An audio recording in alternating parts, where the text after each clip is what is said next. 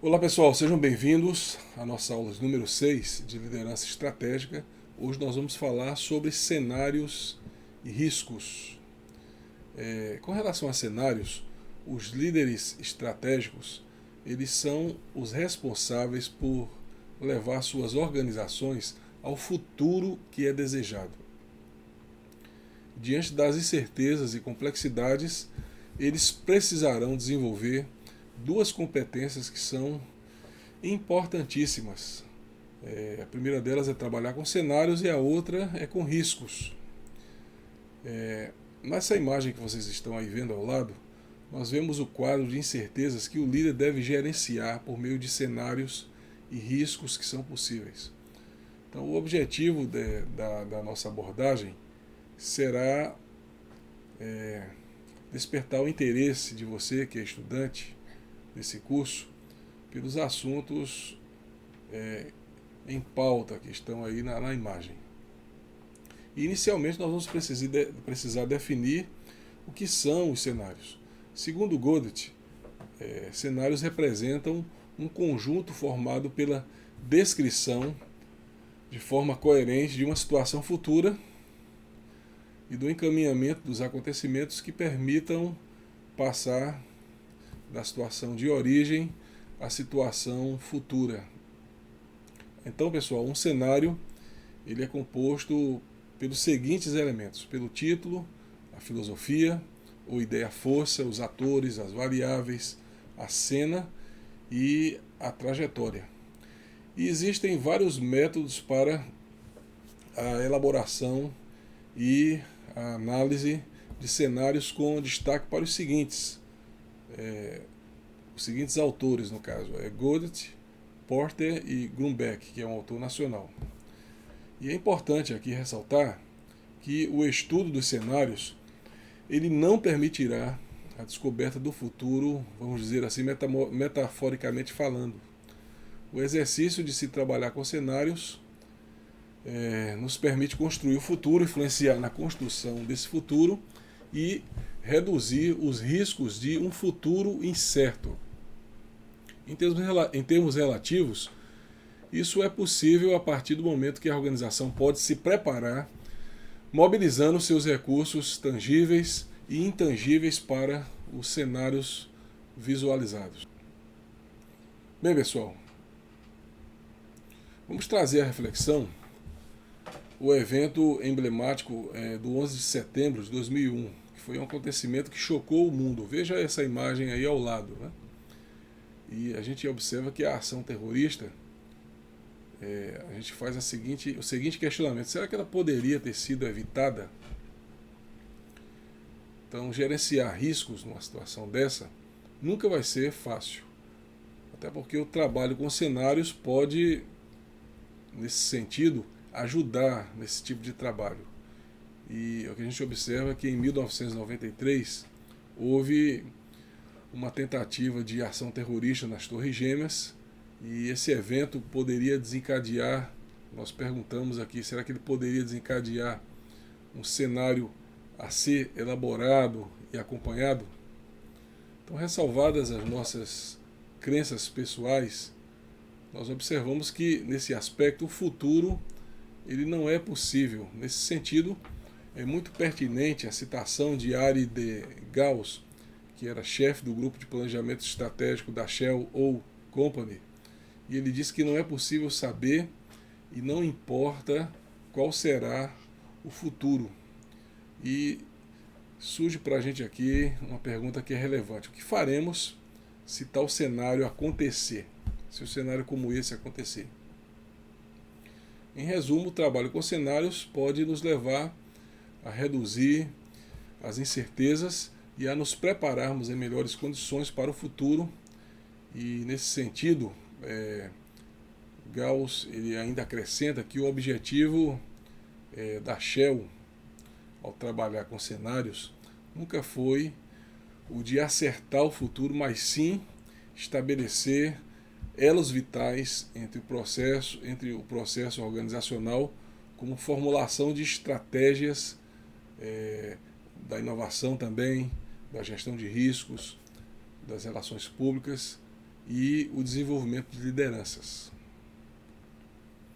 Bem, pessoal, auxiliar o processo de decisão é uma das grandes finalidades do trabalho com cenários. Via de regra, os decisores eles trabalham com dois sistemas de decisão que são ilustrados nessa figura aí ao lado, né?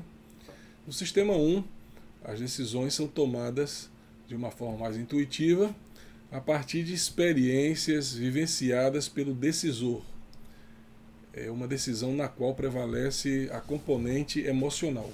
No sistema 2, as decisões são mais lentas e lógicas e normalmente obedecem a um método mais racional e mais sistemático. Os dois sistemas eles são afetados por vieses que dificultam os seus resultados. Para exemplificar, o excesso de confiança ele pode levar o decisor a negligenciar riscos.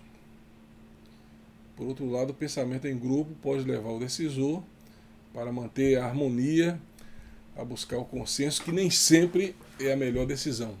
Por outro lado, o egocentrismo ele pode levar o chefe a não prestar a atenção necessária em seus subordinados. Acrescente-se ainda que o viés do status que pode impedir uma mudança de rumo em um projeto, né?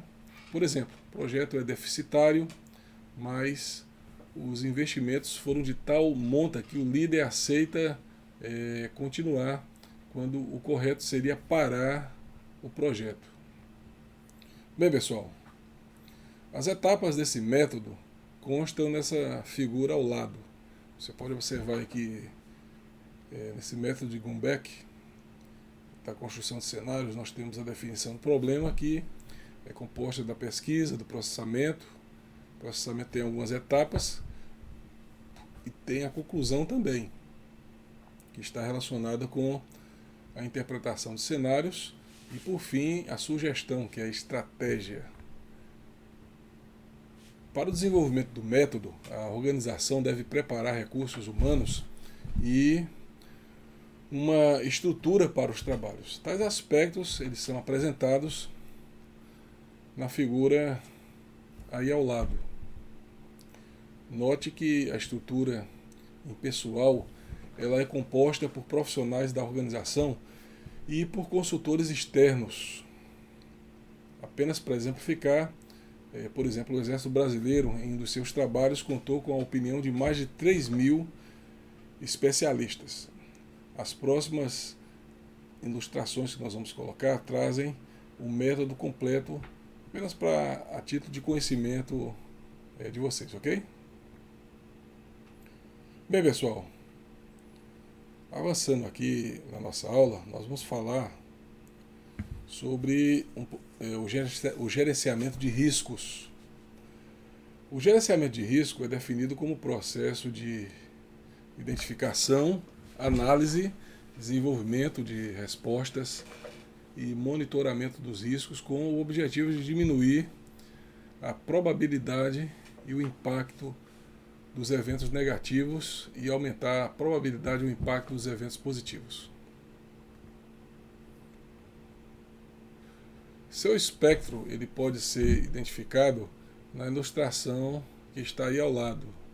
Um dos principais requisitos para um projeto bem gerenciado, que lide com riscos e incertezas, no caso é o planejamento.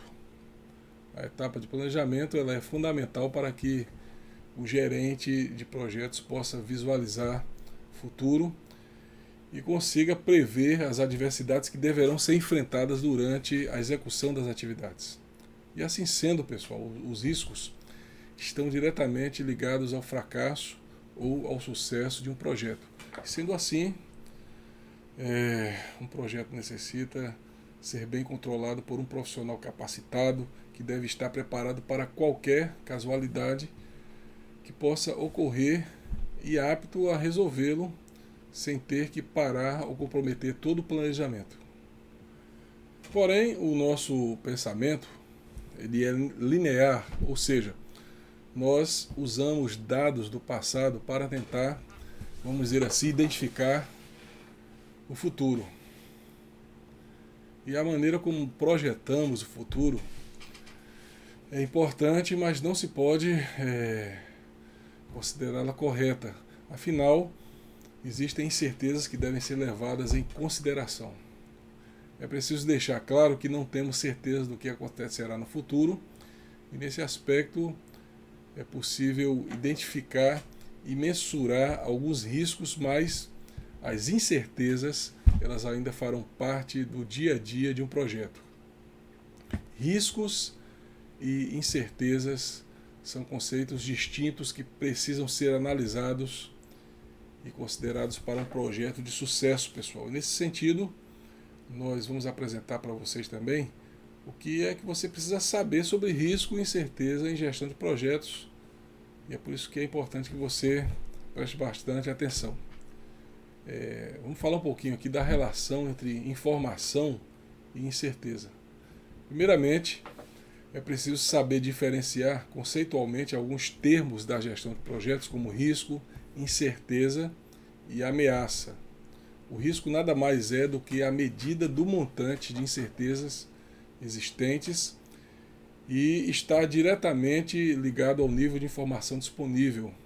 Um risco pode ser tanto prejudicial, pode ser uma ameaça, quanto benéfico, no caso uma oportunidade que vai surgir em um projeto.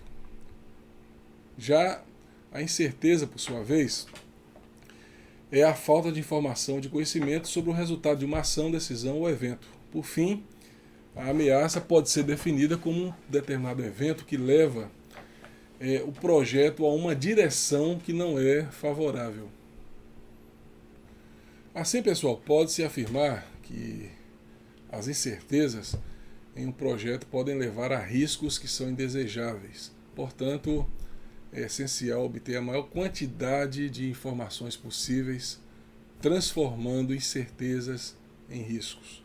A partir disso, deve-se buscar ações que devem mitigar, que devem diminuir ou que possam diminuir os riscos, evitando que se tornem ameaças reais ao correto desenvolvimento do projeto e aumentar as taxas assim de sucesso, que é o que a gente almeja, né?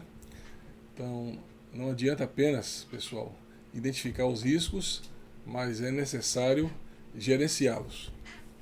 Bem, pessoal, os riscos eles estão diretamente ligados ao projeto e assim o preço que se paga pela concretização destes são as ameaças ao planejamento na forma de atraso no cronograma e aumento de custos. E dessa forma, um planejamento eficaz se dá pelo aumento da incidência e impacto dos riscos benéficos, que são as oportunidades, e a redução da incidência e impacto dos riscos prejudiciais, que são as ameaças ao projeto. Os métodos de análise de risco são ferramentas utilizadas para avaliar os riscos inerentes a um projeto ou processo de trabalho já em andamento. Cada ferramenta possui sua, vamos dizer assim, sua particularidade e tem aplicações para diferentes situações. Bem, pessoal, mas afinal, o que são os riscos? Veja essa figura aí ao lado, né? O risco ele tem um duplo sentido. Normalmente a maioria das pessoas associam a palavra riscos a ameaças. No entanto, o sentido do vocábulo aqui ele é duplo. Um risco pode trazer também oportunidades. Eles podem ser sistêmicos ou, vamos dizer assim, específicos, né? E possuem como componentes o evento em si, ou seja, a probabilidade e o impacto. Quanto aos seus níveis, podem ocorrer em toda a cadeia do processo decisório, ou seja, podem ser operacionais, podem ser de projetos ou estratégicos. Então, nós temos aí uma definição de risco, que é um evento incerto que, em caso de ocorrência, pode trazer um resultado positivo ou negativo para a organização, na forma de oportunidade ou ameaça. Avançando aqui, pessoal, nós vamos ver na imagem ao lado as fases do gerenciamento de risco. Vocês observam aí que existem as fases do planejamento, da identificação, da análise, a fase da resposta e do controle. Então, após a identificação dos riscos, das suas causas, efeitos e da organização dos mesmos em grupos de especialidades, por exemplo, os riscos financeiros, os técnicos, o de pessoal, etc., os riscos eles são analisados de forma qualitativa e quantitativa. Em função da probabilidade de seus acontecimentos, os riscos eles podem ser organizados em quadrantes, como nos mostra também a própria prática do planejamento, né? E em função disso podem ser estabelecidas as prioridades dos riscos. Os riscos de alto impacto e de alta prioridade serão tratados de forma diferenciada. E pode-se associar a toda essa questão a análise qualitativa e a análise também quantitativa, percebendo-se os impactos dos riscos sobre o capital das organizações. E essa é a melhor maneira de sensibilizar os decisores. Então, a árvore de decisão ela é um bom instrumento para auxiliar nessa análise, pessoal.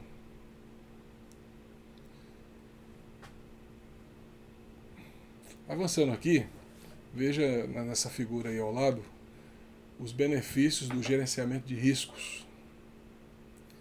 São vários aí, né? Que são desenvolvimento de lideranças, redução de surpresas, o aproveitamento das oportunidades, a melhoria do planejamento, desempenho, eficácia, economia, eficiência, melhoria das relações com as partes interessadas, melhoria das informações para a tomada de decisão, melhoria da reputação, proteção de diretores e gerentes, responsabilidade, garantia e governança, bem-estar das pessoas. Então, o gerenciamento de riscos será amplamente abordado na parte peculiar da especialização em gerenciamento de projetos, que a gente vai tratar nas próximas aulas. A gente, porém, quer ressaltar que essa é uma competência importante para o líder estratégico, independentemente de sua área de atuação, pessoal. Bem, pessoal, nós vamos parar por aqui. Pedimos a vocês que leiam também as apostilas que estão sendo disponibilizadas na nossa plataforma, que pesquisem os temas que foram tratados e expostos aqui. Desejamos a todos vocês sucesso nos seus estudos e até a próxima aula.